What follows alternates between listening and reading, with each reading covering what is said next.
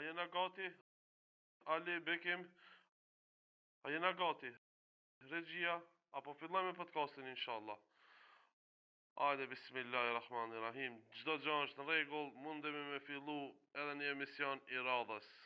Bismillahirrahmanirrahim. Shikues të nderuar, selam aleikum. Vazhdojmë me podcastin e radhës. Misafiri i radhës është hoxha i nderuar Omer Bajrami. Mirë se erdhe prapë hoxha i nderuar. Mirë se ju gjetëm, Allah është përblest për ftesën. Amin, amin. Të kalumën, podcastin e kalumën, i komentuam postimet, vazhdojmë kështu prapë. Çka i keni postuar në rrjetet sociale? Inshallah. Diçka më interesante, më të mira, i kum zgjedh, i kum shënu disa thënie. Andaj po shkojmë me të parën. Hoxha Omer Bajrami, postimi thot kështu: a e di pse nuk je i lumtur? Sepse atë që të jep lumturinë e ke hidhëruar.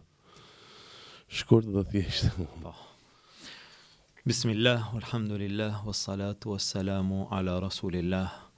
Falenderojmë Allahun Azza wa Jall, dërgojmë salavat Muhammedit sallallahu alaihi wasallam, familjes tij, shokëve të tij dhe gjithë atyre që e pasojnë rrugën e tij deri në ditën e gjykimit. Pastaj shfrytëzojmë rastin t'ju falenderojmë për ftesën, për këtë podcast, emision. Tema të dobishme, të rëndësishme, duke lutur Allahun Azza wa Jall që nga ky takim edhe takime tjera Allah të na jep bereqet, të na jep sukses dhe të ketë dobi për gjithë ata që e përcjellin këtë inshallah. Atë që e përmendët ju dhe atë që ne e kemi përmend më herët, ajo qëndron, është e vërtet, është e realitet, është e bazuar në Kur'an edhe në Sunet. Mirë, po ne me fjalët tona mund ta shprehim në mënyra të ndryshme apo edhe më thjeshta që për njerëz të jetë sa më e qartë.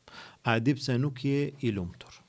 A ka njerëz që nuk janë të lumtur sot? Ka plot. Dhe ajo që dihet se gjithë njerëzit e synojnë lumturinë. E ke pa se cili njeri mundohet ta arrijë lumturinë. Në çka? Tash kur ti sheh njerëz në jetën tonë të përditshme, e sheh dikush angazhohet, dikush punon, dikush mundohet të fiton, dikush secili e ka një synim. Po në fund të asaj dëshiron që pas atij angazhimi të arrijë lumturinë. Dhe tash dikush e kërkon lumturinë pasuri, dikush e kërkon dituri, dikush e kërkon punë, dikush e kërkon shoqëri, një pjesë e madhe e njerëzve kërkojnë lumturinë harame. Dhe ai mendon që tash unë në kafet natës, në diskoteka, në alkool, me femra, në zina, në bigjoz, në kazino, e kështu me radhë, haramet ndryshme, dikush aty mundohet me gjetë lumturinë. Edhe tash, çka ndodh tash? Tash fundi krejt atyre hapave që ai ka marrë në fund del, jo i lumtur. Tash në fund ai nuk është i lumtur, me garancë, kjo është me garancë prej Allahut. Ky njeri nuk mund të jetë i lumtur asnjëherë. Në rregull. Tash ne këtij i themi, a e di pse nuk je i lumtur? A e di pse nuk je i lumtur? Ti ke marrë shkaqet për me mbrin lumturi. Ama ti atë që ta jep lumturinë, tash kush ta jep lumturinë? Kush mundet me të dhënë ty lumturi nëse Allahu nuk t'jep? Po kjo gjë edhe krejt gjëra tjera, këto i takojnë vetëm Allahut. Allahu ja jep njerëzve edhe riskun, edhe jetën, edhe frimarjen, edhe çdo gjë. Allahu ja jep lumturinë. Tash ti, ai i cili ta jep lumturinë, ti e ke hidhru. Edhe tash ti don lumturinë. Do me thonë, Allahu ta ka caktuar lumturinë. Edhe të ka tregu ku është lumturia. Lumturia është nga rruga e djathtë, nga ana e djathtë. Ti tash shkon nga ana e majt. Ti tash sikur i thu Allahut, unë e du lumturinë, ama jo ati ku ke thonë ti. Unë e du lumturinë, ama jo ati ku e ke caktu, ku e ke zgjedh ti. Unë e du lumturinë prej teje, ama aty ku e kam zgjedh unë. Kjo s'shkon. Kjo nuk mundet, kjo nuk ndodh. Unë e du lumturinë, po, a e do lumturinë, po, ja ku e ki rrugën. Ja ku i ki hapat, për ndryshe, kjo ana tjetër, edhe dietarët e kanë përmend në shumë raste, tash nuk mund të him ne në shumë detaje. Në përgjithësi pas çdo harami, ata të cilët i veprojnë, mund ta kundërshtojnë, mund ta pranojnë. Po nëse janë të sinqert, do ta pranojnë. Pas çdo harami njeri e ndjen një pikëllim në zemrën e vet. Ka qenë zina, është një kënaqësi momentale. është një kënaqësi e kohës, e shkurt, kthehet në shtëpi. Pas atij gabimi, pas atij harami, ka me ndje piklimin. Ka me ndje mërzin, diçka prej mrenda nuk e lën rahat. Çka është kjo? Pa e ke prish lumturin tënde, e ke hidhuru krijuesin. Shkon në kazino, hin, shpreson, do të fiton, luan, mundohet, harxhon, kthen në shtëpi. Në sa raste njerëz na kanë ardhur duke qajt. Habe çka u bë. Gabimi, harami, jo vetëm për një gjë, edhe për shumë harame tjera. Edhe tash kur i ban ato dhe shpreson lumturin nuk e gjen. Ku është lumturia?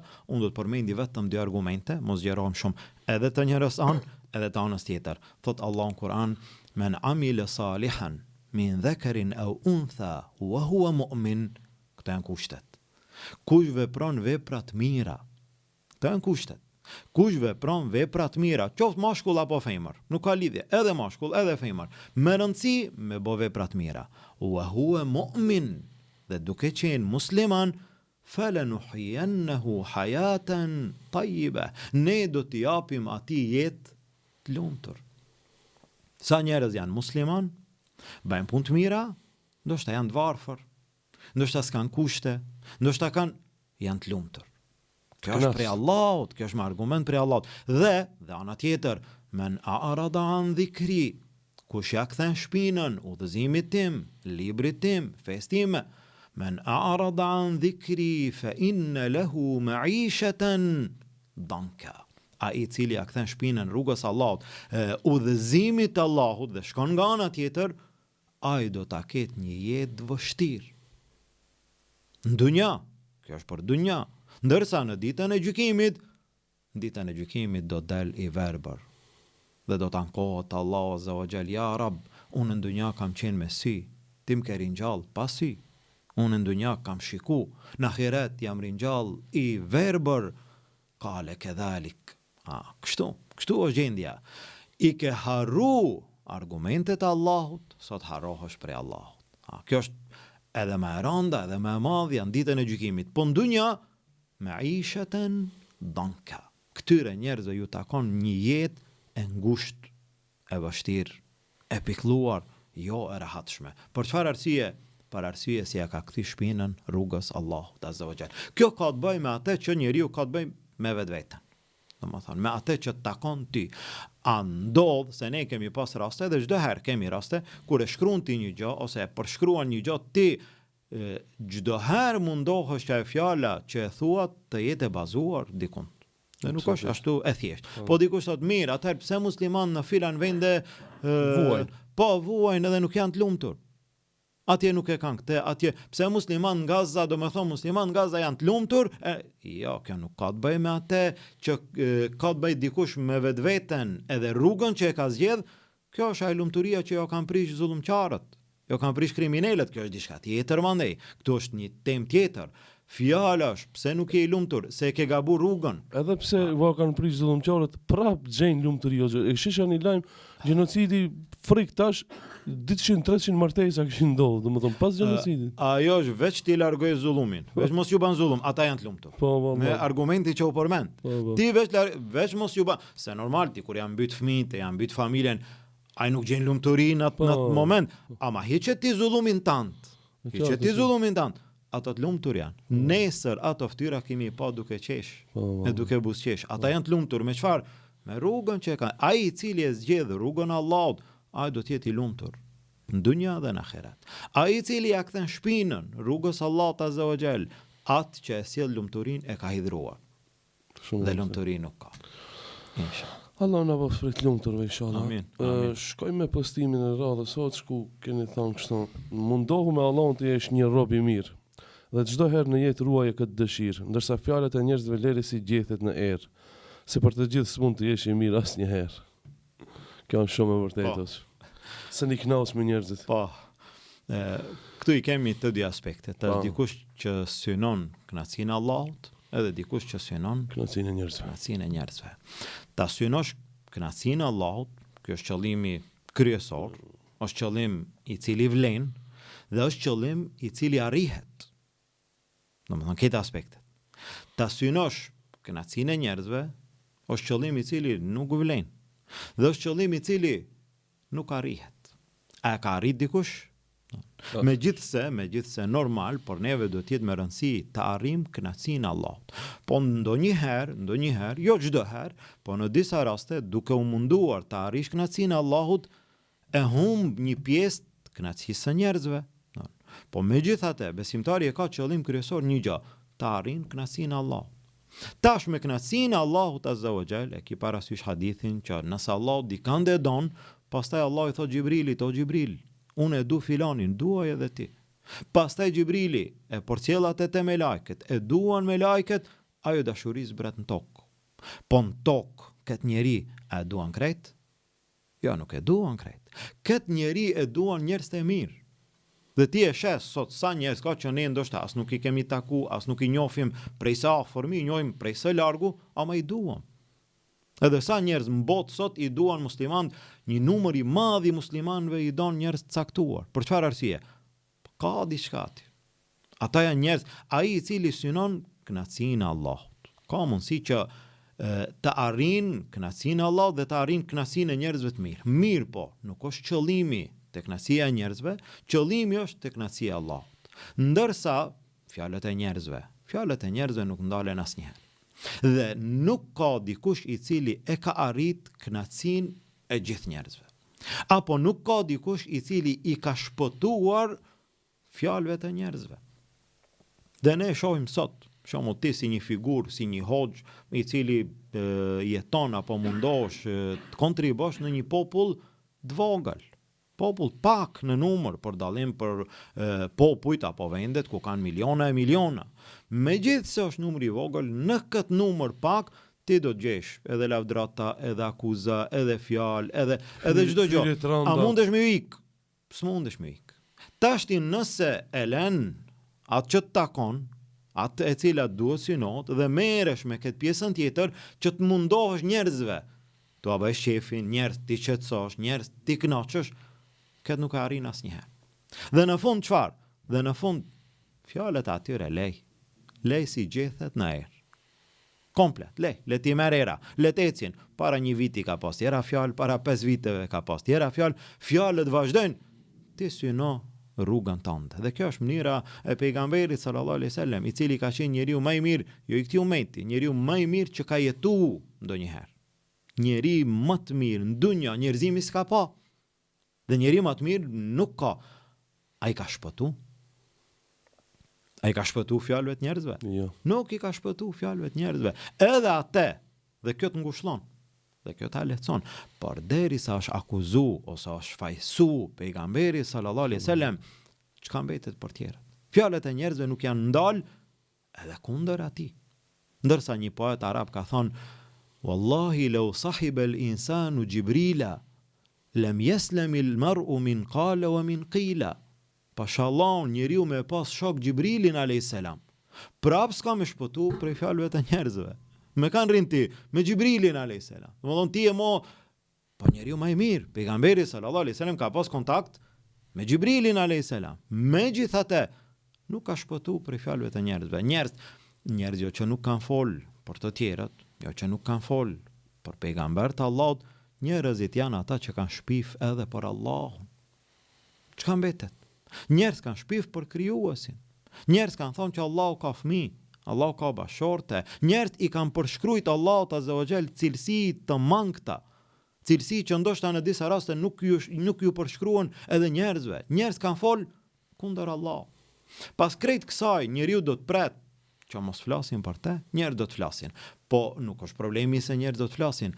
Problemi është kur ne ju kushtojmë shumë rëndësi fjalëve të atyre. Dhe sot e shohim ne sa akuza kanë edhe xhallarët. Sa akuza kanë? Çështja e kombit, çështja e dheut, çështja e flamurit, çështja e kësaj tjetrës dhe lloj akuza. Nga ata të cilët janë kundër Islamit dhe paraqiten pastaj kundër xhallarëve, atyre na e dim, atyre ju pengon feja e Allahut azza wa jall. Nuk ju pengojmë ne si njerëz, se ne si njerëz mos me qenë me këtë thirrje, ne nuk ju pengojmë atyre. Po ju pengon ajo që e bartim. Dhe tash sa fjalë ka pasur edhe do të ketë, kjo nuk guxon që neve të na ban të ndalemi apo të dëshprohemi apo edhe t'ju kushtojmë aq rëndësi atyre. Le të flasin. Ata le të flasin. Ata Edhe bëjnë ne punën do e të vet, flasim, po, ne do të flasim. ata do të flasin, po ata flasin kot, edhe ne do të flasim. Ama ne do të flasim tjetër gjë. Ne nuk do të Kur'an dhe merrem. sunet. Ne do të flasim atë që e thot Allahu, atë që e thot pejgamberi sallallahu alaihi wasallam. Allah që përlef të që kjo një këshill personale për mu, si kur e nisja podcastit, be shumë komenti kish. Po. Kish edhe lefdot, Allah është përblef, po kish edhe fyrje shumë privat në TikTok, sen. Unë si sham mësu, jo zhëllarët jeni mësu, keni dorë në skejnë moti, po unë si sham mësu dhe unë nervozoj në fillim, po mëse me kalimin e kohës i lash, edhin, hajde vazhdo. Patjetër. Mirë po edhe diçka që kam ngushllon edhe po të pyes shumë direkt, a është e vërtet? Ngushllon një fakt që këto që na fyjnë në Facebook, në TikTok, në Instagram, në ditën e gjykimit. A do të llogaritën për fyrjet e tyre që na i kanë bënë? A do të na i marrin gjunahet? Po sigurisht. Është interesant tash ne kur flasim edhe për pjesën të cilët besojnë, po edhe për pjesën të cilët fyjnë edhe ofendojnë. Po, Tash ne kur flasim qëllimi jo nuk është hakmiremi. absolutisht. Se neve na vjen keq atë besohet, a nuk të besohet, a di në sa raste më vjen keq për njerëz të cilët janë kundër islamit. Po, po. Hajde, se ne jetojmë është pjesa e Europës, janë vendet që ka një pjesë të konsiderueshme që nuk janë musliman. A di në sa raste më vjen keq. Kupton? Po. Pse? Po mendoj që një pjesë e madhe nuk e njohin islamin. Nuk janë të ditë që janë të Nuk bon. e din islamin. Nuk e kanë parasysh. Dhe ata mendojnë që tash me ato ofendime janë kot, nuk vlen, ofendimet janë me mira vet, po islami nuk është ndal asnjëherë. Islami nuk është shujt asnjëherë. Edhe në këto troje, islami ka qenë, islami vazhdon, jo që vazhdon, islami forcohet. Islami shtohet. Islami sidomos në këtë kohë, po unë nuk e di, po besoj edhe më të vjetrit, nëse ju bëjmë pyetje, nuk din ndonjë kohë që ka pas të ri të interesuar më shumë se në këtë kohë. Nuk dim. Dhe kjo është në aspektin e numrit, po qoftë edhe në aspekte tjera, nëse i sheh interesimin e madh të trive edhe të rejave për xhami, për din, për Kur'an, për interesim, për çështjet e fesë, e sheh që interesimi është i madh. Kjo t'jap me kuptu që Islami ec, Islami vazhdon, Islami forcohet me ata ose pa ata. Po çfarë? Neve na vjen keq. Edhe për krejt ata se do të vijë momenti do të dalim para Allahut Azza wa Jall. Dhe në këtë rast ju themi atyre edhe të gjithë atyre të tjerëve që janë kundër islamit edhe flasin, edhe shpifjen, edhe akuzojnë. Merrni mësim. Merrni mësim prej tjerëve para se të bëhet vonë. Se ju keni nevojë. Vjen momenti që bëhet vonë. Armiku më i madh i pejgamberit sallallahu alaihi wasallam ka qenë Abu Jahli. Armik më i madh në Mekë. I cili ka torturuar, e ka maltretuar, e ka qenë kundër atyre besimtarëve të dobët. Në fund, përfundoi ai dhe përfundon ata. Ata kanë qenë që pejgamberi sallallahu alaihi wasallam plancin e devës ja kanë hudhur mbi kokë. Mirë, u kry. Ku është pejgamberi sallallahu alaihi wasallam? Ku është Abu Jahli?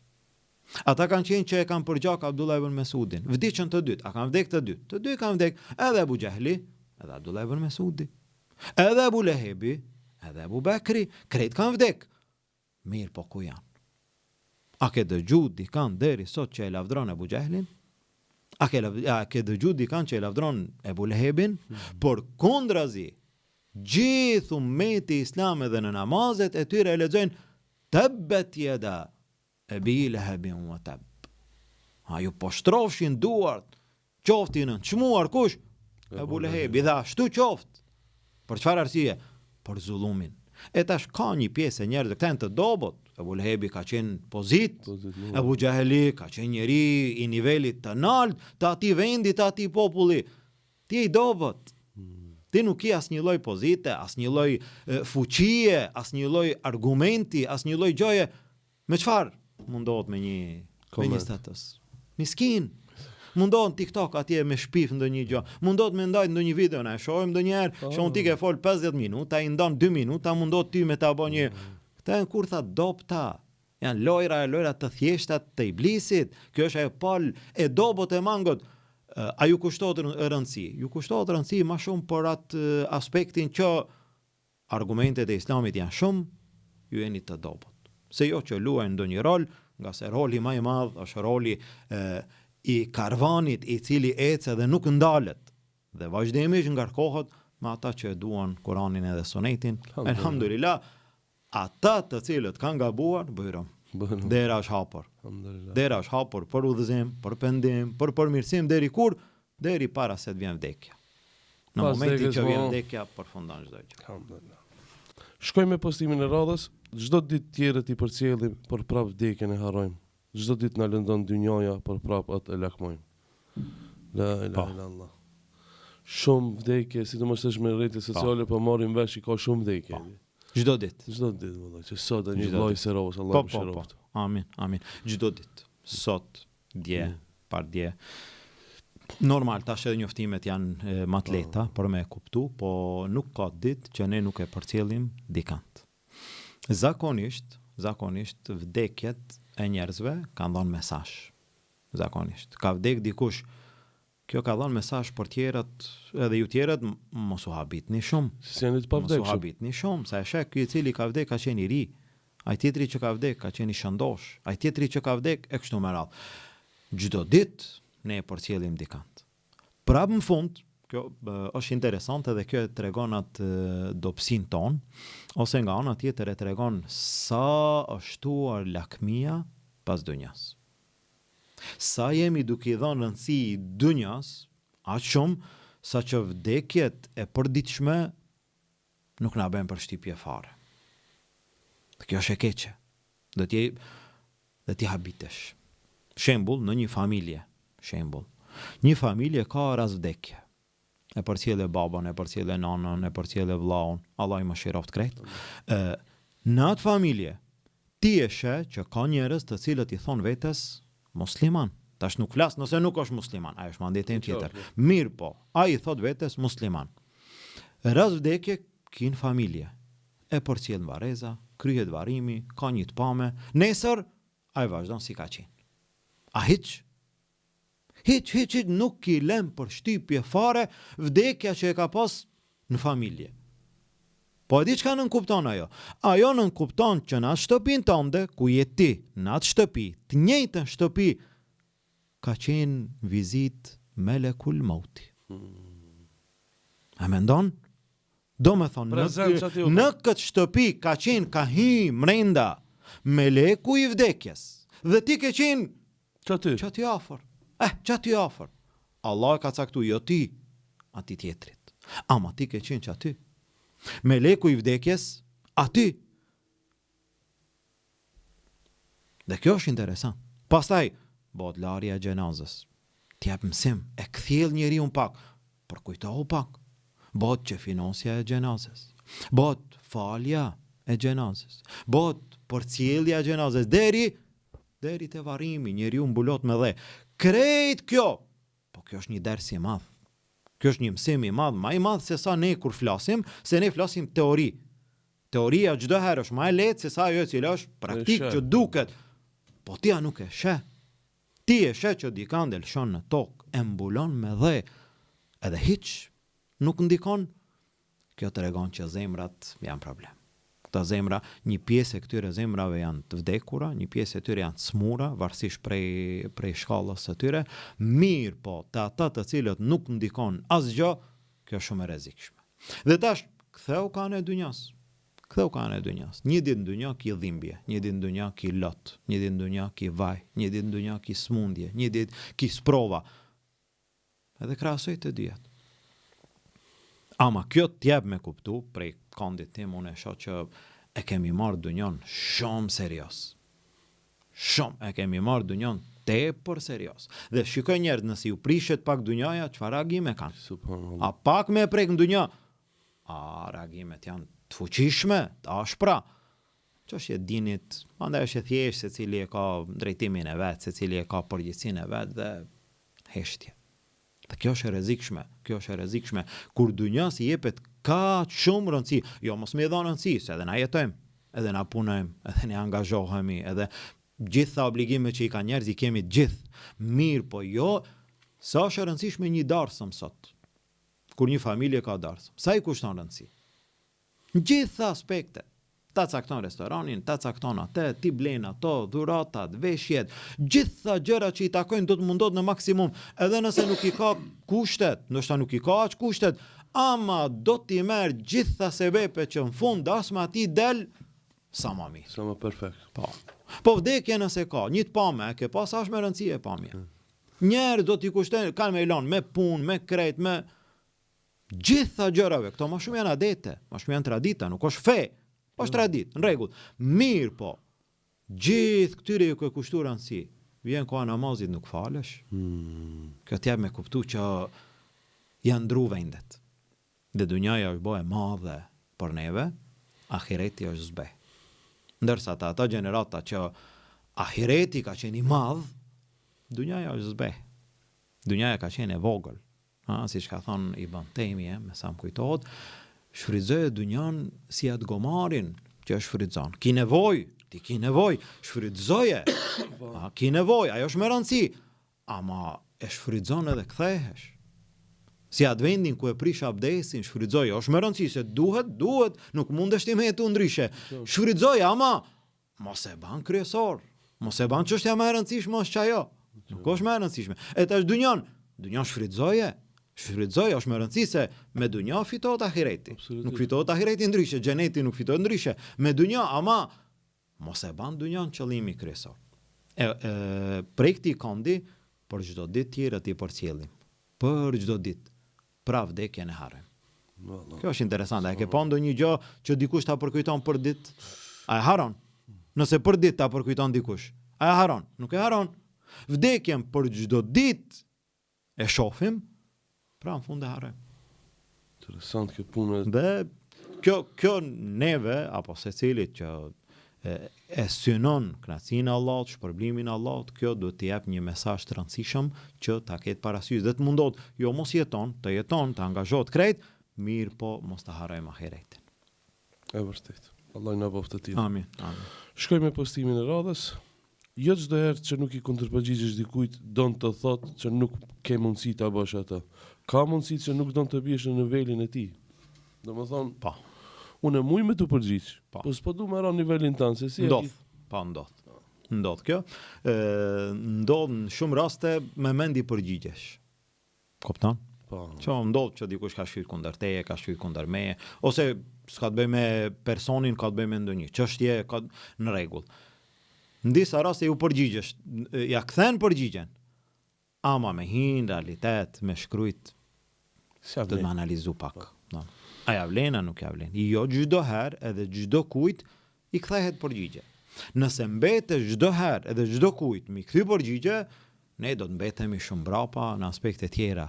Nuk mundesh mu marr me atë e cila është e rëndësishme duke u marr mua mbyll gojën secilit. Po jo, ta shembull, unë për vete mund të flas, nëse e shoh që ka kundërshtuar dikush që ka një lloj baze, një lloj niveli që e meriton fjalën e atij me marr serioz, nëse shikon ditë dinit, më thonë nëse është pyetje ndonjë hoxh, nëse është pyetje dikush i cili ka njohuri, ka frikë Allah, në rregull. Atëherë unë këtë do të më marr serioz. Edhe nëse jam gabim, do të tërhiqem. Nëse nuk jam gabim, atëherë unë mundem me shkrujt, me kundërshtu se jo, atë që e thuti nuk është. Atë që e thuti nuk qëndron. Mirë po nëse është niveli. Ose nuk është prej kondit fetar, po është dikush tjetër, kushdo që tjetë, mirë po shkruan në një gjë kundër islamit, apo kundër hoxhallarëve, kundër dikujt, nëse e meriton, ne do t'i japim përgjigje. Mirë po në disa raste janë njerë që shkruajnë, aj bile shpreson, andër e ka që ti kundër përgjigjesh. Ti të faktorizohet. Po, ai do më thonë shkruan, kemi në raste i kje parasysh disa prej atyre të cilët mundohen pa tjetër të jenë në skenë. Pa tjetër. Ama ti nuk je be për në të skenë. Nuk je. As nga në njohuris, as nga në dituris, as ndo një aspekt tjetër. Dhe ta shka meret me një hoxh, ai nuk ja kthen. Meret moxhën tjetër, ai nuk ja kthen. E me shkrim, por sëri nuk i përgjigjet. Me video, por sëri. Dhe tash ai nuk bëhet rahat. Deri kur? Deri dikush ti përgjigjet. Po çka është më e mira? Më e mira është mos ju përgjigj hiç. Pse? Se nuk e meriton. Ai don nëpërmjet emrit dikujt të ngritet. Nëpërmjet famës dikujt të merr pak famë. Mirë, po në këto raste nuk do të më dhon as famë, as emër, as asgjë se nuk e meriton. Nëse e meriton, atëherë po. Mirë po, ajo e cila thuhet, do me thonë, jo çdo herë që nuk ja kthejmë dikujt ose nuk i përgjigjemi dikujt, nuk kemi argumente. Ka argumente, ka fakte, ka mundësi për t'u përgjigj. Mirë po, ndonjëherë mos me rana atë nivel, leje ma aq. Alhamdulillah. Inshallah. Postimi i radhës është më së shumti atë e don ai që sunetin e tij e pason, sallallahu alaihi wasallam. Po, sallallahu alaihi wasallam. Kjo është përgjithësi. Për atendimi që e du pejgamberi. Po, tash nëse ju bën pyetje njerëzve se cili mundet me thon apo edhe thot unë e dua pejgamberin sallallahu alaihi wasallam. Dhe ka një musliman i cili thot jo?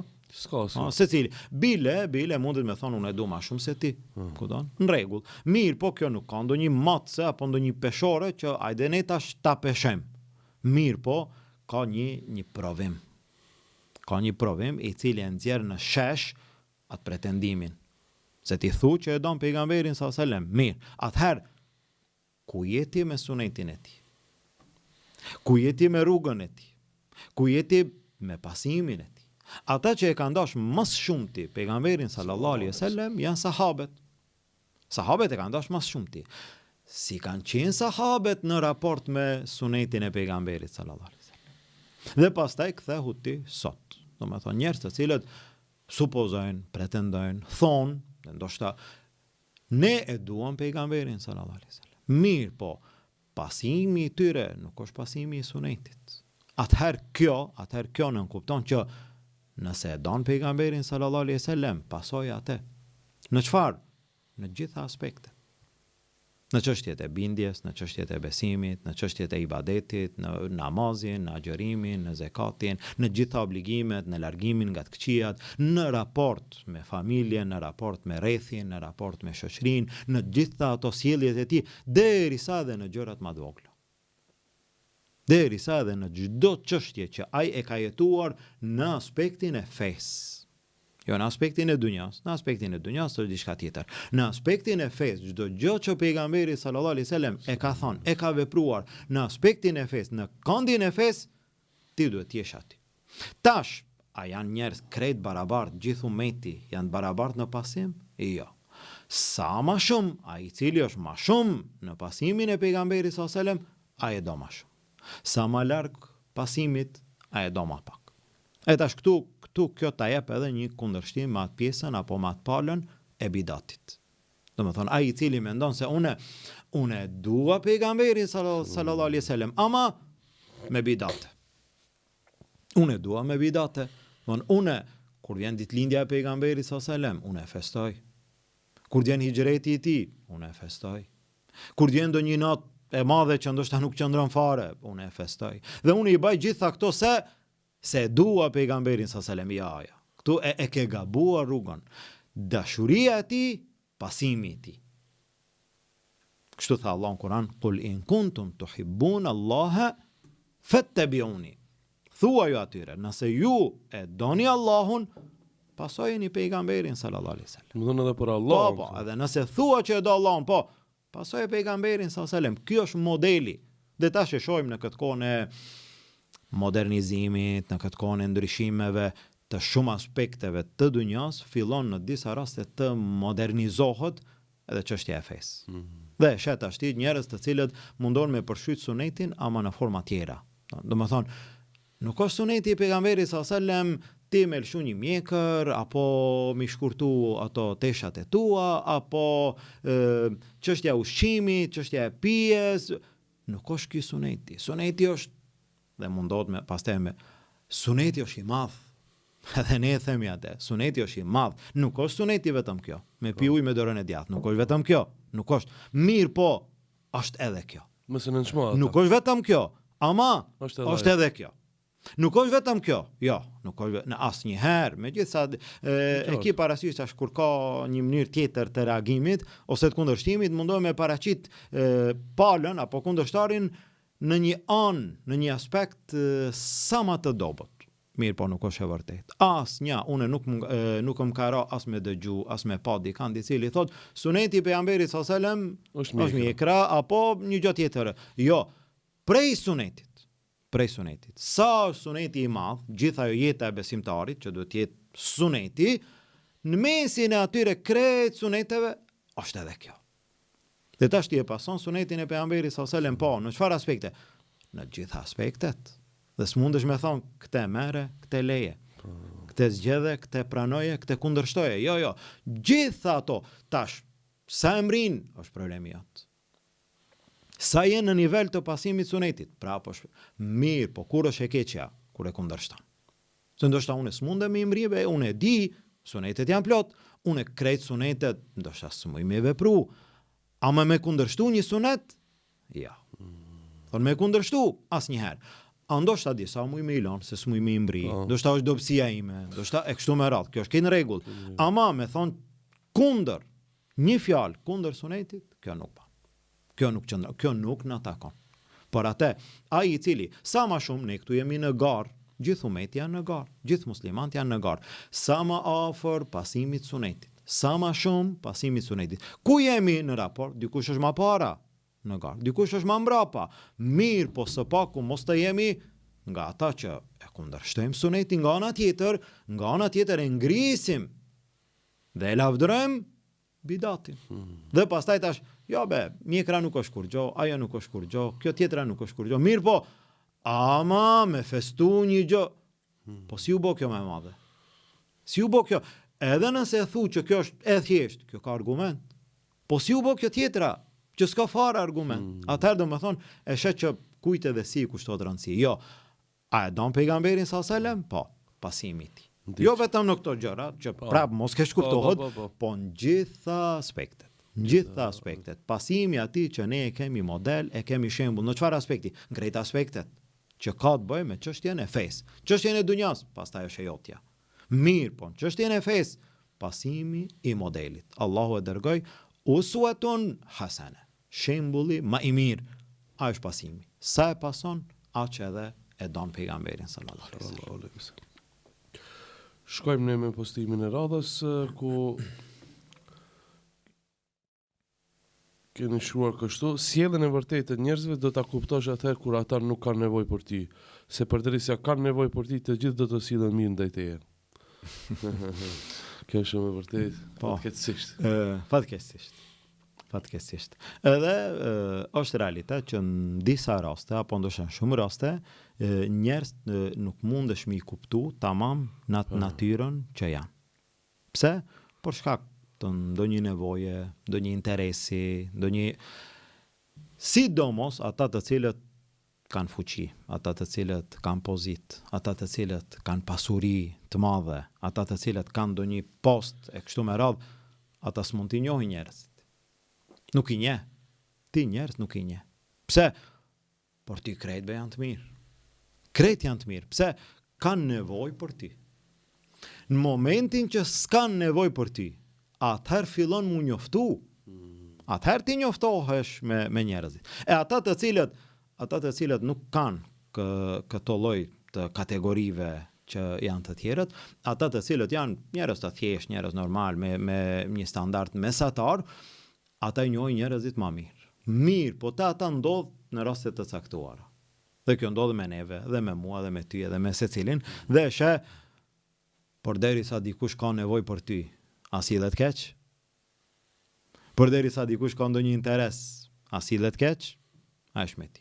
Mirë, po ti kur e kupton realitetin atij, realitetin e pastër të atij, e kupton atëherë kur s'ka asnjë interes. Asnjë nevojë prej teje. Dhe alhamdulillah, kemi njerëz plot, të cilët prej neve nuk kanë asnjë lloj interesi, asnjë lloj nevoje. Ama ai është me ti çdo herë. Edhe ditën, edhe natën. Edhe nesër me post ai nevojë për ti ose interes prej teje, ti e di kush është. Po valla. Ti e di. A ka njerëz të cilët largohen edhe afrohen, domethënë afërsia dhe largësia e tyre është këtë mbas nevojës edhe interesit. Po valla. Ata njerëz normal nuk janë të dobishëm në një shoqëri në mesin e njerëzve. Shumë e vërtetë. Shkojmë me postimin e radhës, ku keni shkruar: në shumë raste të cilat të ndodhin sot në jetë, ngushëllimi i zemrës nuk të thotë tjetër veç se elhamdulillah që ka një ditë të madhe ku njerëzit do të llogariten dhe çdo gjë të delë në shesh. Kjo edhe unë shpesh më ndodh. Shembull të kanë bozullum dikush, të ka përgoju, të ka shat, ka... Bish kur e paramenon, elhamdulillah thu që ka ditë gjykimi. Ka marrë dita, si cili ka me Po. marrë hakun e vetë. Po. Kjo t'jep të kuptosh që jo gjitha gjërat që mund të ndodhin në dunja do dalin në shesh. Mund të ndodhin pa drejtësi, akuza, fajsime, gjithçka. Shihen. Dhe në fund ka mundësi që nuk dalin në shesh.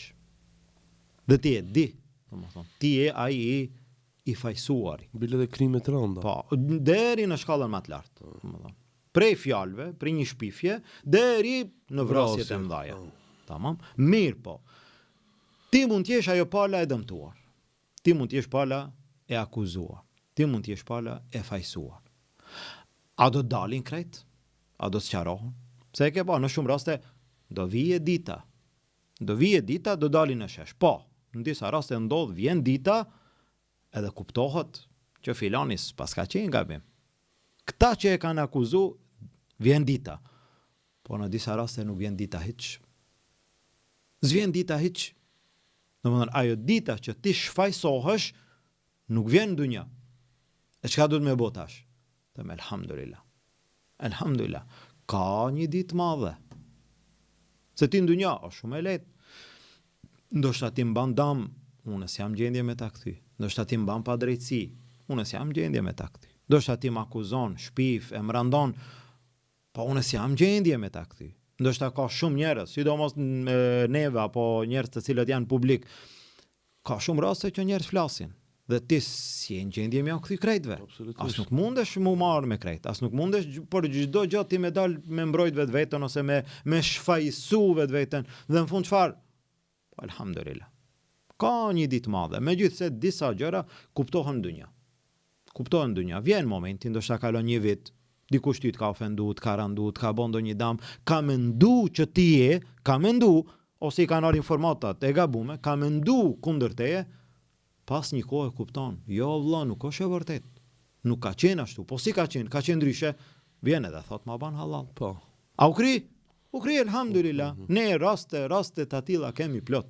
Sa për njerëzve kanë thonë, o gjona se kemi ditë, ne e ban halal. Po halal e kjo vëlla, elhamdulillah.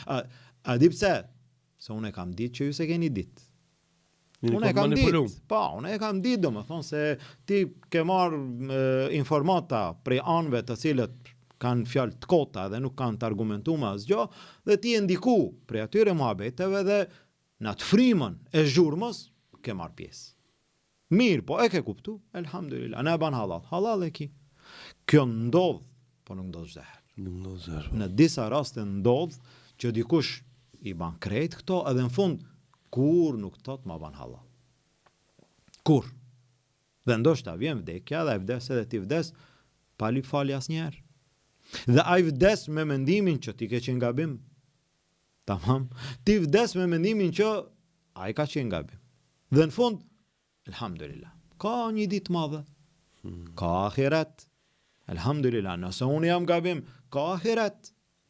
Nëse ti e gabim, ka ditë gjykimit, do të dalim para Allahut Azza wa Jall, a ditë që drejtësia është absolute, a ditë që ma nuk ka me ndërhi dikush, a ditë që ma nuk ka me thonë, valla i kam thonë, jo valla unë nuk i kam thonë, jo, a ditë ma nuk ka mënyra të tjera të ikes, a ditë çdo gjë do të vije në vendin e vet, dhe ne, kur jemi sidomos të fajsuar, të randuar, çka themi? Elhamdulillah. Anive, ani. Le të flasin. Ani, le të randojnë. Ani, le të akuzojnë. Në fund, ka dy gjykimi. Elhamdulillah, ndoshta krejt gjëra në dunja nuk do të pastrohen, edhe nuk pastrohen. Mos shpreson dikush që do të pastrohen krejt. Nuk pastrohen. Shumë që kanë me metë për atje. U pastron dunja. Elhamdulillah. Pejgamberi s.a.s. ka thonë, ai i cili ka ndonjë padrejtësi me dikan dunja, falyatahallal minhu al-yawm. Le të marr halallëk sot. Dunja është kollaj. Lype halallëkun. Se krejt edhe unë kam gabu. Edhe ti ke gabu ndaj dikujt. Se nuk ka njeri, nuk mundet me ndodh dikush ka jetu në dunja 40 vjet, 50 vjet, 30 vjet. Kur s'ke gabu ndaj kërkujt? Jo, be ke gabu. Edhe unë kam gabu. E di që kam gabu, në rregull. A ka ndonjë mënyrë atë gabimin? Ka mënyra. O vlla, ma ban halal se ndoshta Prano, është momenti, ndoshta pa qëllim, ndoshta kam qenë nervoz dikun tjetër, Po, unë e kam dhe jam ka shroste momenti ti. çaj me ty, e di nuk ama mujna mi pastru. Ka thënë pejgamberi sallallahu alajhi wasallam, le ta pastron, le të lyp halallëk sot para se të vjen dita që nuk ka dinar edhe dirhem. Po. Do të vjen dita e gjykimit. Son ndoshta e ban një shpagim dhe e ban një shfaqsim me 2-3 fjalë. Ditën e gjykimit s'ka ma ban halal. Ma ban halal se unë ja, u desh në dunja, ma ban halal. Ditën e gjykimit as dinar, as dirhem. Çka ka? Shpërblime edhe Shpagimi. pa. Ka sevape edhe gjuna. Në më thonë, unë Ka kam, sevape edhe gjuna. unë kam gjunahe, ti mi merr gjunahet, nëse jam i dëmtuari. Ose unë ti marr sevapet e tua. Po, ti ki fol gjithë natën. Në bazë të asaj, ndahen edhe shpërndahen njëri tjetrit sevapet edhe gjunat. Pra ka thonë dikush për i dietarëve, nëse ashtu, më mirë do ja kisha dhënë dikujt babës edhe nanës. Po jo, more pse t'ja filanit. Bashat që ti je në kundërshtim. Gjithë natën kum fol namaz. Po. E më ja dhon filanit kundërshtarit. Ajo është. Po megjithatë ne e dim domethënë që krejt gjërat nuk pastrohen në dunjë. Po. Mbetet diçka për ahiret, po në disa raste mbetet ngushëllimi vetëm. Absolutisht. Mundosh nga njëra, mundosh nga ana tjetër, mundosh nuk gjen zgjidhje, ngushëllimi vetëm çka të thot elhamdulillah që ka ahiret. Dhe ditë gjykimi. Postimi i radhës, shumë njerëz nuk e duan xhehenemin, mirë po e duan rrugën e cila dërgon në xhehenem. Allahu na ruaj. Rruga drejt xhehenemit. Po. Me ju bë pyetje njerëzve, a don dikush me shku në xhehenem? Jo. Mirë, po nëse e shen jetën e ti, e shen që është duke ecë rrugës për në xhehenem. Subhanallah. Tash ti, a i thot nuk e du xhehenemin. Ama veprat e ti thojnë që ne jemi nis për në xhehenem. A i cili nuk falet. Se zakonisht kur flasim veprat që të çojnë në xhehenem, njerëzit e marrin më një herë atë palën tjetër të harameve të mëdha. Ato janë. Mirë, po para atyre është lania e obligimeve. A e don xhehenemin? Jo. A i cili nuk falet, ku shkon? Njerë zakonisht e marrin më të lehtë, zakonisht e marrin më thjesht. A i cili nuk falet, ti nuk e don xhehenemin. A i cili nuk falet, Allah thot, a i cili nuk falet përfundon në xhehenem. Shkruan Kur'an kjo. Po. Ma salakakum fi saqar. Çka ju bani juve me përfundon saqar? Përgjigja e parë, qalu lam naku min al-musallin. Namazin se kemi fal. Arsia. E shkaku, pse na jemi në xhehenem? Cila është arsia? Namazin. Tash ti, a do me shku në xhehenem? Jo, naudhu billah. Jo, unë me shku në xhehenem. Allahu na ruaj. A falesh? Jo. Po ti në çat rrugë je nis. Kjo rrugë tjetër kund nuk të çon. Asnjëherë nuk mundet me ndodh që kjo rrugë me të çu dikun tjetër. Kjo rrugë është për na drejtim. Mos më agjeru Ramazanin, mos më dhon zakatin, mos më kry obligimet. Mandej vin haramet.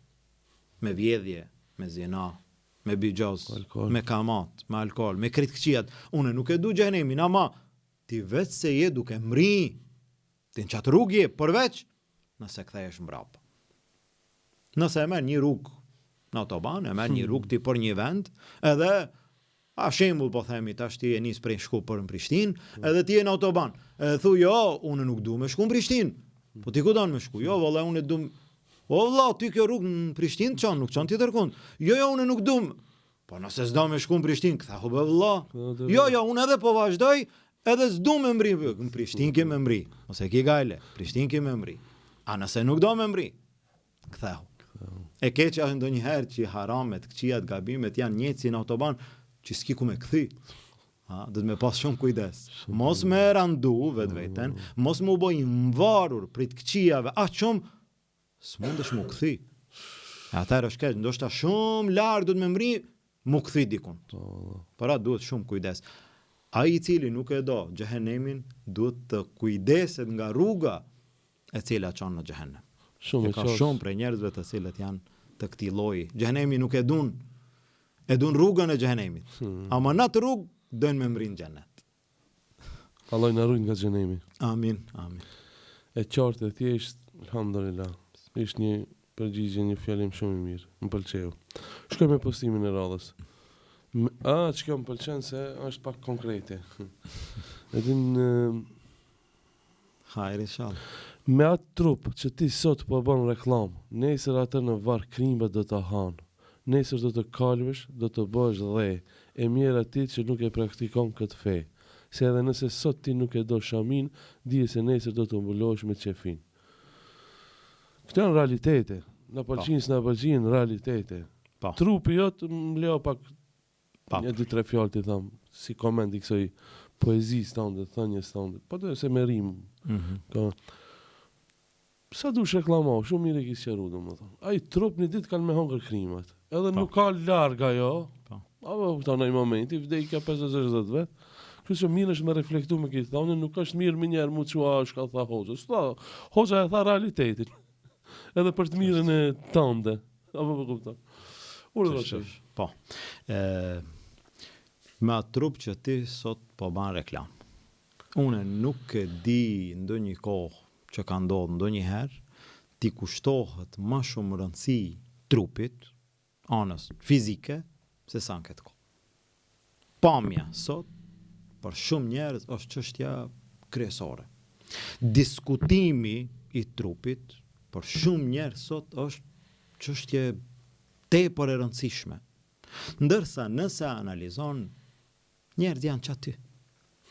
Njerëz janë çaty. Çaj trup të. Allah i ka kriju njerëz fi ahseni takuim. Në pamjen më të mirë. Pamja më e bukur, Allah i ka kriju njerëz në këtë pamje. Mirë po çaty janë. Krejt njerëz i kanë dy sy. Krejt njerëz i kanë dy vesh. Krejt njerëz e kanë një gojë. Krejt njerëz i kanë dy duar. Krejt njerëz i kanë dy këmbë. Çaty afër janë. Krejt njerëz kanë gjak, kanë eshtra, kanë mish, çaty. Ti kushtohet tash kësaj anës fizike, gjithë qëllimi që njerëzit me vlerësu dikan në bazë të trupit, kjo se di nëse ka ndodhur ndonjëherë. Na nëse e shfletojmë, e shohim historinë në të kaluarën, nuk më ka ra me ndodh që dikush që është lavdruar, apo dikush që është fajsuar, diskutohet ana trupore. E ke pa ndonjëherë? Ne shembull nga ana e kandit ton, ne tash kur flasim për pejgambert. Njerëz më të mirë janë pejgambert. Në rregull. A i din pejgambert shumë në atë anën fizike, trupore, sa kilogrami ka pas? Shembull, baba i pejgamberve, Ibrahimi a.s. Sa kilogrami ka pas? Kur s'u ka diskutu kjo te? A u ka diskutu ndonjëherë? A e ka hulumtu dikush ndonjëherë me pa Ibrahimi a.s. a ka qenë shumë i trash, a ka qenë shumë i dot, a ka qenë shumë... Pse? Pse jo? Pse jo? Se nuk është Allah kjo. Nuk është kjo qëllimi. Nuk është kjo çështja kryesore. Po çka dim ne për Ibrahimin a.s. Po ato më të mëdhaja që kanë ndodhur në historinë atij, Allah i ka përmend në Kur'an. Ai i cili ka thyer idhujt, kjo është. Ai i cili ka dalë kundër krejt popullit për t'i thirrë në Islam, kjo është. Ai i cili është hudhë në zjarr, kjo është. Nuk e ka dik, këta janë të rëndësishme. Këta Allah i ka përmend në Kur'an. Musa a.s., Isa a.s., pejgamberi on, sallallahu alaihi wasallam, që e kanë përshkruajt sahabet më në detaje. Çdo gjë e ki në detaje si ka qenë pejgamberi sallallahu alaihi wasallam. Po kur sahabet nuk janë marrë me anën trupore, anën fizike, çështja mesazhi i pejgamberit sallallahu alaihi wasallam, thirrja e pejgamberit sallallahu alaihi wasallam, sakrifica, fuqia, aftësia, drejtësia, mëshira me njerëzit, dhe raporti, gjitha këto gjëra janë transmetuar në hadithe, detaje, gjitha gjërat. Sa kilogram? Sahabet, gratë që kanë jetu në atë kohë, dhe shikoj ti mandej në këtë kohë, sa i kushtot rëndësi. Edhe ato kanë qenë gra. Edhe pre atyre ka pas dbukura më të mirat e kohës. Mirë, po nuk ka qenë ajo çështja kryesore që janë vlerësu më e bukura e grave të asaj kohë. Po cila ka qenë? Ka qenë Hatixha. Ne nuk e dim, a ka qenë e bukura, a nuk ka qenë sa kilogrami ka pas, çfarë? Nuk e kanë kushtuar si kësaj. Ka qenë Aisha, radiallahu anha, Hafsa, e kështu me radhë. Po ata janë vlerësu, po me çfarë janë vlerësu? E pastaj gjenerat pas gjenerate, edhe burra, edhe gra. nuk të bie, nuk mundesh me pa dikun që vlerësohet dikush se pamja trupore, fizike ka qenë nuk ka, nga se nuk i kanë kushtuar rëndësi. Cili popull ka arrit diçka me këtë qëllim? Me këtë investim, cili popull, nëse një popull, krejt populli, i kushtojnë rëndësi pamjes fizike. Dhe krejt mundon me kanë pamjen më të bukur. Ku arrin? Që është arritja? Jo, popujt kanë arrit me fuqi, me ekonomi, me investim, dituri, me investim në aspekte tjera. Kanë arrit popujt, kanë ecë përpara, e kanë udhëheq botën. Mirë po me çfarë? Vetëm duke u zbukuruar, vetëm duke u munduar që pamjes fizike. Dhe tash fatkeqësisht ndoshta nuk kalon moment që njerëz flasin, sidomos kjo është nga ana e grave, të cilat i kushtojnë edhe më shumë rëndësi, që diskutohet çështja e kilogramëve. A ke hip, a ke ra? Mirë po, a ke pa që diskutohet çështja e imanit? A ke hip, a ke ra? Se kilogram shkojnë te nalt e poshtë, edhe imani shkon te nalt e poshtë. Ti me imanin, a je ma nalt, a je ma poshtë. Jo, me kilogram, a je ma nalt, a je ma poshtë. Dhe tash nëse jam ma nalt, unë pak kam shtu, çka du të me bo tash? Tash unë kam i marrë krejt se vepet, pa tjetër me ra se u bo pak si shumë. U bo kiameti. U bo pak si shumë. Ka në imanit, a bo ndonjëherë pak si shumë? A u bo pak si shumë? Që tolero, u bo pak si shumë. Jo, nga ana e imanit tash nga ana e dunjas, ndoshta të me marr lloj gjëra për dobësim, lloj ilaçe, lloj përdorimi të shumë gjërave që me arrit qëllimin. Çfarë? Pamja trupore. E tash e arrite. Dhe e keqja është kur kjo arritje pastaj shfaqet. Dhe dalin publik. Se arrite dhe je privat për burin tënd ose për vetveten, familjen tënde, është diçka tjetër. Mirë po. Tash e ka arrit, dhe çka do me bë tash? Me dal në publik. Reklamim. Dhe me pa krejt se shikoje. Tash me këtë trup që ti ke investu, je mundu, ke arrit, ndoshta s'ka arrit as ndonjë shkollë, as ndonjë studim, as ndonjë të arritur të dunjas, as qëllim, mos flasim qëllim të ahiretit. Çka ke arrit? Në pamje mu duk. Mirë, e arrite. Tash shka?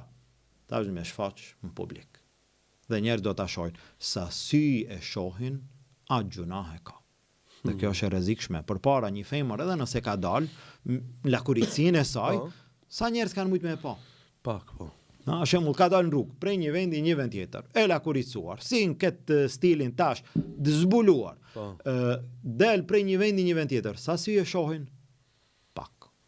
Sot, sa si e shohin. Rrjete sociale. Sot e shohin, ka mundësi që një video thjesht e dobët, një video e kot që del dikush ban disa lëvizje tonës trupore, fizike, për të reklamuar, për të treguar krejtve, a pe shihni? Ajo është, mund të shohin 1 milion vetë. Po? 1 milion. Për para kjo nuk ka ndodhë. Sot 1 milion. Ato 1 milion janë dëshmitar kundër teje në ahiret. Krej do thonë që po, ne e kemi pa. Dhe kjo është ai aspekti, apo ajo ana e gjunahave të cilat janë gjunahet haptas. Ndërsa pejgamberi sallallahu alajhi wasallam tha, gjithë ummeti im janë i falur. Allahu ja fal kur om sheft. Kur është publike, është e mbyllur, ka gabu, këti Allah mundet me ja fal.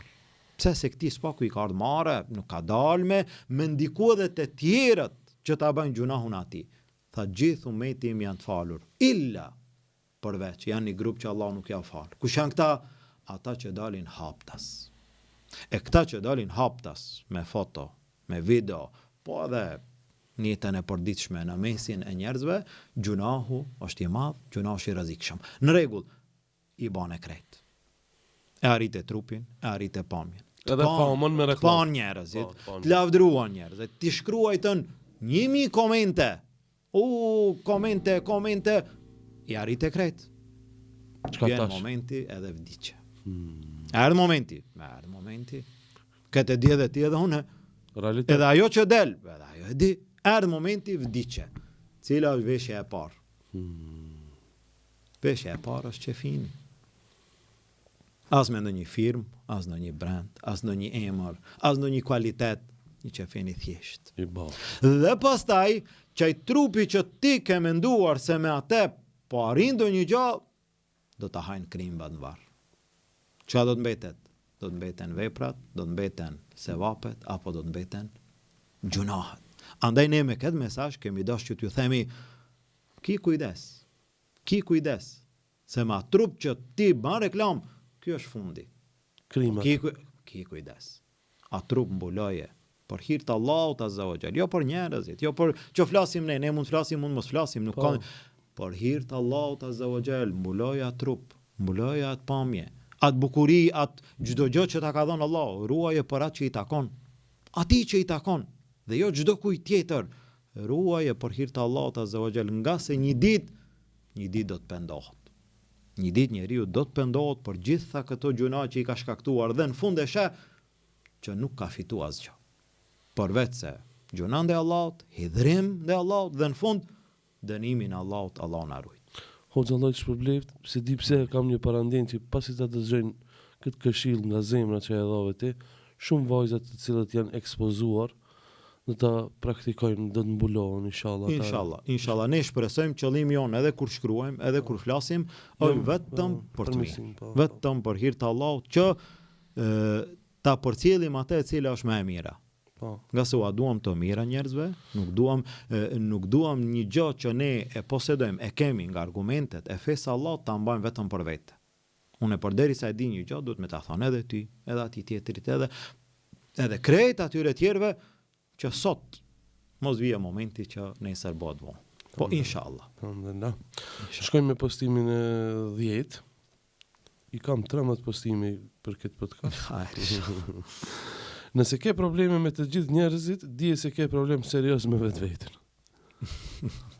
Ai zban, ki zban. Po. Ka njerëz që kanë problem me krejt. Ai i cili ka problem me krejt, duhet mu ndal pak. Ka raste që ne duhet mu ndal me vetveten. Edhe me prit tash pak. Unë kam problem në familje. Unë kam problem me vllaun tim. Unë kam problem me fëmijën tim. Unë kam problem atje në punë. Këtu të mu ndal pak. A thu krejt këta janë gabim? Apo do të me nis me e këshillu vetveten, edhe me i thonë vetes, ndalu pak, se këtu ka diçka. Ai i cili ka problem me krejt, ka njerëz të cilët kanë problem me krejt, tash me krejt në kupton me shumë njerëz, se bashkë me krejt nuk ka problem kurkush. Mirë, edhe ai keqi ka me gjet atë shokun e keq, kupton? Mirë, po përgjithësi ai i cili ka probleme me krejt. Bile kur kam shkruajt një prej rasteve, ka pas disa që janë mundu me reagu, ndoshta veç për kundërshtim, po ndoshta edhe për shfaqsim të vetvetes. Se ndoshta dikujt këto fjalë i pengojnë se ai ka problem me krejt. Edhe tash thot, e ka mizën në kapos.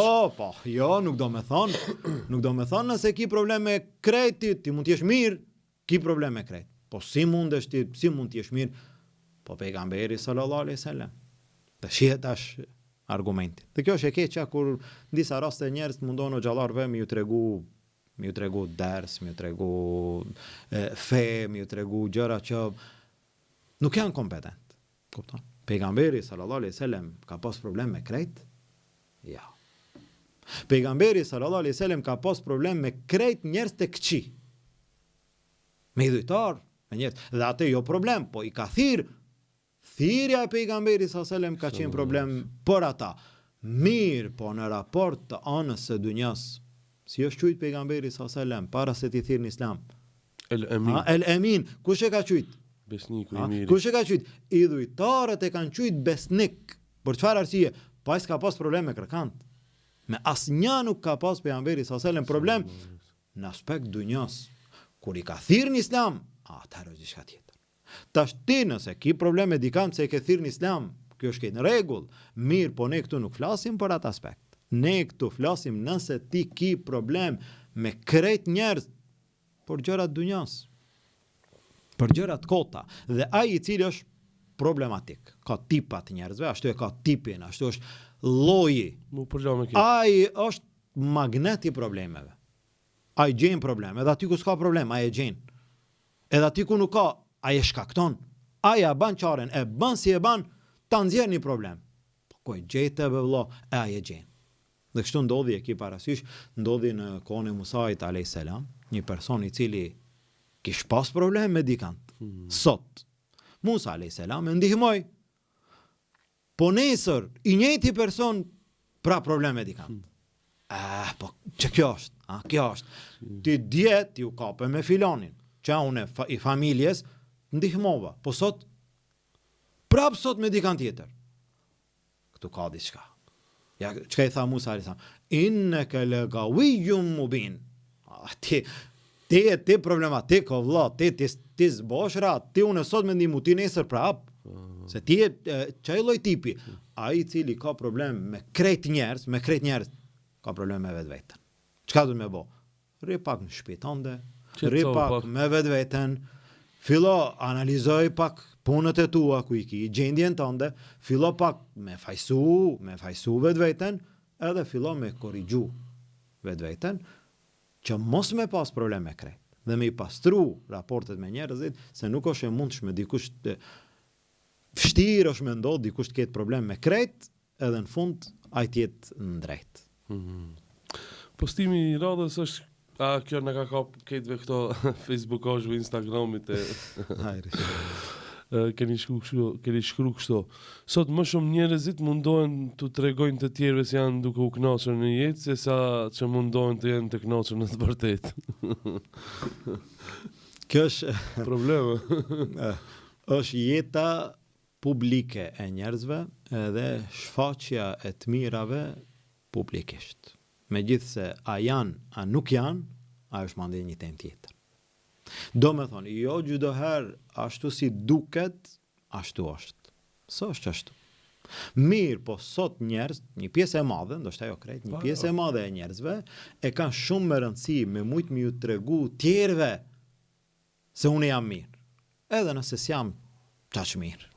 Do me thonë, nuk është me rëndësi unë të jem mirë. Me rëndësi është tjerët ta dinë që jam të gënash. Ajo është, do me thonë, tash për atë çdo sem duhet publikohet. A ke po, ata që jetojnë për vete, për të jenë të kënaqur, të lumtur në jetën e tyre, për vete, jo për tjerët, nuk i publikojnë. Shkon kënaqur. Ja nuk e ban publik. Shembull ka qenë pushim. Po. Pushim halal, pushim veror, halal. Ka qenë pushim edhe është kthy. Edhe ti se ke marrë vesh. S'ka pësues në fot. As unë se ka marrë vesh. Ky jeton për jetën e vet. Ose për familjen e vet. Ndoshta ka bo foto, nuk i nxjerr. Ama një pjesë e njerëzve me shku në pushim, mos me nxjerr, ai duket sikur s'ka shku, po për çka me shku atëherë? Pse me shku në pushim? Pse me shku në pushim edhe mos me nxjerr? Atëherë sikur ka të shkit pushimi. Ose ndoshta shkon edhe skalon mirë. Ama fotot janë fotot më të mira. Fotot janë më të mira. Brendia ndoshta është shumë e dobët. Dhe kjo nuk është patjetër në pushim, kjo ndodh ndoshta të e pini kafe dikund, ose një raport me dikant, ose po njerë dëshirojnë me bë publike atë pjesën më të mirë. Shembull brenda 24 orëve, ndoshta më të mirat i ka 5 minuta. Çato mi bë foto mi nxjerr. Edhe mi u tregu tjerëve që çka shkakton kjo. Kjo është shumë e damshme. Unë e bile në një prej rasteve kam thonë kështu, mandej të kaloj çka shkakton. Në një prej rasteve kam thonë, ma herët është thonë, mos fillo me ngron, pa bo bismillah. Ta është them, mos fillo me ngron, pa e bo një foto.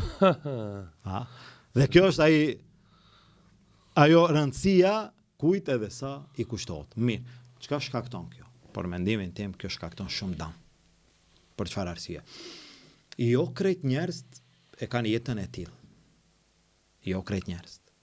Dhe tash, filani të shet ti je kanë pushim. Të shet mandej një restorant duke ngrënë darkë. Të shet një foto tjetër duke pi kafe. Të shet në rregull. E shat tjetrin, po edhe ai ashtu. E shat tjetrin edhe ashtu. Kjo çka shkakton? Kjo shkakton xhelozi. Dhe kur hin xhelozia te njerëz, ti e ke pas, sidomos tash me këto përveç tyne që i përmende, Facebook, Instagram, krejt, edhe janë këto statusat në WhatsApp. Po, nuk e përdori. Atë zakonisht familjarët i shohin. Këto të WhatsAppit, as nuk i postoj asnjëherë, as nuk i shikoj asnjëherë. Ja nuk i shikoj, nuk i përcjell, s'ka mundësi mi përcjell. Mirë po. Çka bën njerëz? Sidomos brenda familje. Dhe tashin dhe sheh, filani në familje pas ka dalë në darkë, mirë. Filani tjetër ka dalë me pi kafe. Filani ka shku misafir. U kënaqën këtë. Ky ku është? Ha? Krejt u kënaqën edhe unë në fund mbeta. Dhe kjo është sidomos gjithashtu, kanë e grave, se gra do t'i shohin tash. Filanja ka shku në darsëm, filanja ka shku në restoran, filanja me burin e vet, në pushim, filanja mirë, mirë. Po krejt more pas skandal, krejt u kënaqën.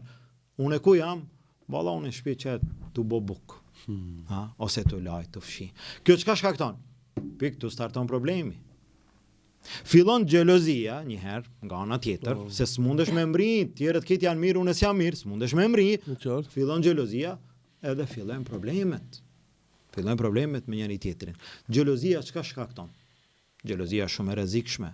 Xhelozia, ai i cili don të jetë i mbrojtur, kjo është mesazh, ai i cili don të jetë i mbrojtur nga xhelozia e dëmshme, duhet mos ban publike gjërat private të jetës tij. I të fol për mësishin apo? Po jam të fol për mësishin, edhe është e rrezikshme. Sa për njerëzve sot kanë probleme, mandej lipin rukje, lipin zgjidhje në rregull. Ti e ke fajin vet. Ke postu foto. Po ti e ke fajin vet. Po pse unë?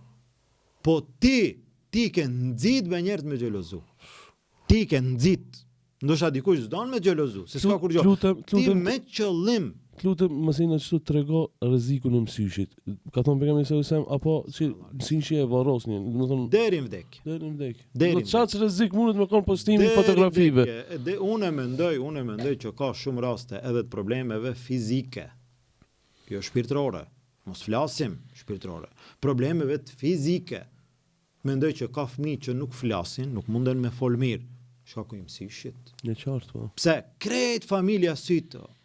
Ka njerëz të cilët kanë pasojë tjera, shkaku i mësishit. Dikush mundet me ju duket njerëzve në disa raste, këto janë me fakte. Me fakte, sahabi ka qenë ai i cili ka dalë, lëkurën e ka pas pak më të bardhë, më të bukur. Po. Dikush tjetër kur e ka pas habit, çfarë trupi, çfarë lëkure, pak më ndryshe. Njeriu i ka rat fikt. Pejgamberi sallallahu alajhi wasallam ka thonë, kanë mendojni, kanë de e fajsojni filanin ja Rasulullah. Pastaj ka urdhëruar që të merr ujë, të merr abdest, ta pastrojnë kanë vete. A ndikojnë, po tash ti për mos me ndiku, për mos me i pas këto dome të mësishit, të xhelozisë, të krejt tyre, fshihe jetën tënde private, mbuloje. Kënaqur me familjen tonë. Mos ta dinë gjithkush. Që mu shtëpi e di gjithkush, tash më me mbulu shtëpinë. Mirë. Ama gjërat brenda shtëpi, mundesh me mbulu. Nuk ki nevoj mi tregu kur kujt për të mirat e tua. E pastaj del, nuk del, ban, nuk ban, krejt ato që i ban. Pa ato janë për ty, mbuloj. Në momentin që i shfaq, i publikon, priti probleme. Çka është e keqja? E keqja është që disa prej njerëzve janë të gatshëm, ti përballojnë. Krejt problemet, veç me arrit qëllimin me ju tregu njerëzve që ne u knaq. Subhanallah. Këtë e ki pra. E di. Në të plasin të akrabat që janë TikTok një thonë.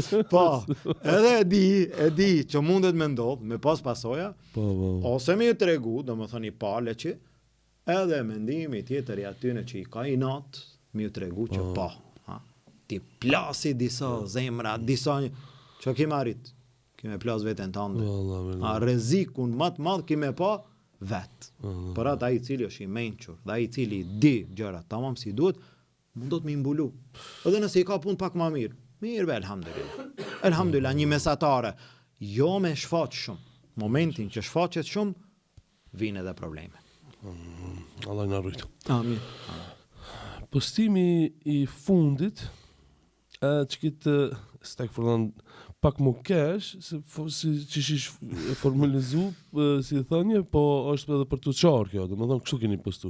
Duke biseduar me një vlla 30 vjeçar, ai më tha, shkoj gjysmë me jetës.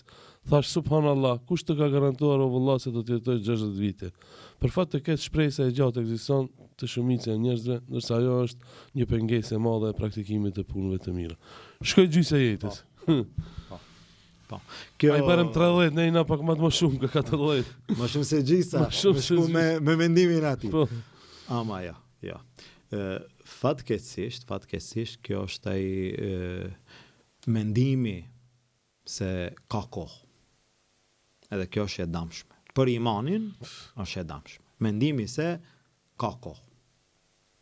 Për kujtimi i vdekjes, për atë pejgamberi sallallahu alajhi wasallam na ka nxit, për kujtoje shkatrusjen e knacive, për kujtoje vdekjen, për kujtimi i vdekjes ban hajr shumë. Shumë hajr ban. Njerëz nuk e vlerësojnë ose në disa raste edhe ndoshta nuk e kuptojnë. Kam përmend tash afër edhe një ligjërat. Disa prej njerëzve mendojnë për kujtimi i vdekjes ta prish rahatllëkun, ta prish disponimin, ta prish lumturinë përkundrazi. Për kujtimi i vdekjes ti rregullon krejt. Për kujtimi i vdekjes ta rregullon jetën. Për kujtimi i vdekjes ta kujton ti që dush me fal namazin, dush me agjeru, dush me bë punë të mira. Për kujtimi i vdekjes të ndal prej harameve. Ti don me bë një haram, don me bë një gabim, don me bë një gjuna. Ama për kujton që ki me vdek, ose mund të jetë momenti jot i fundit ai rast të ndal. Për kujtimi i vdekjes ta rregullon raportin me Allahun, kjo është spari, pastaj ta rregullon raportin edhe me njerëzit. Kur e përkujton vdekjen, ti shembull ki një raport ndoshta jo të mirë, ose je hidhru, je fjalos me filanin, ose me filanin, ose mrenda në familje. Për kujtimi i vdekjes të shtin me nxitu, me përmirësu raportin. Mos me vdek shembull të hidhrun vlla me vlla. Mos me vdek në raport të keq me një familjar. Mos me qenë fundi. Ose shembull, e ke pa edhe për vete, kur ki me dikant shembull, ai më bë me vdek. Ti e ke pas një problem. Me atë ndoshta problem kot, mirë po ka ndodh. Më bë me vdek ai. Çka të mbet ti në zemër? Të mi ndërgjegje. Pse ndodhi? Pse nuk e di, po se spaku ta kishim përmirësu, ta kishim rregullu, pse si li pa falje në rregull. Për kujtimi i vdekjes, ta rregullon raportin me Allahun, mandej ta rregullon edhe raportin Me njerëz. Andaj ai 30 vjeçari, ai 30 vjeçari, ai të më pas parasysh që sa prej njerëzve vdesin 30 vjeçar. Sa 20, sa 40. Tash ajo shpresa e gjatë të ban me ilon krejt të anash. Hajde more se ka kohë. Për namazin, për ka kohë se ai shpreson tash që unë 60, 70, edhe tash 30, edhe 60, ka kohë. Kjo është urtësia e Allahut. Pse Allahu nuk i ka njoftuar njerëz me vdekjen? Pse njerëz nuk e dinë sa kanë mjetu? Pse? Po kjo është urtësia. Se me dit, tash llogarit me dit njerëz që kanë mjetu prej 60 deri në 70. Po. Megjithse mesatarja është aq. Mirë po. Me dit njeriu që ka kohë deri 60 vjet, deri 59 vjet mundet me bë gjithçka. Se e di që ka kohë.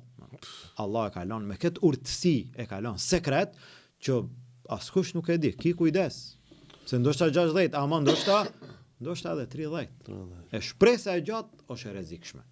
Besimtari nuk duhet me mendu në këtë drejtim që ka kohë shumë. Po nëse ka kohë, elhamdulillah. Nëse ka kohë. Që une ndoshta nuk ka kohë dhe filloj me mi bo krejt, mirë. Jetove 60 vjet. A ke humbë ndonjë gjë? Pse je fal, pse ke bë punë të mira, pse je largu prej harameve, ke tu 60 vjet. Ku është dami këtu? Çdo herë që shpresa është më e shkurt, punët janë më të mira dhe më të mëdha. Çdo herë që shpresa është e gjatë, është e damshme për jetën dhe për imanin e besimtarit. Hoxha Omer Bajrami, Allahu të shpërblet për këtë podcast të radhës, ishte kënaqësi. Amin, Allah ju shpërblet. Edhe juve.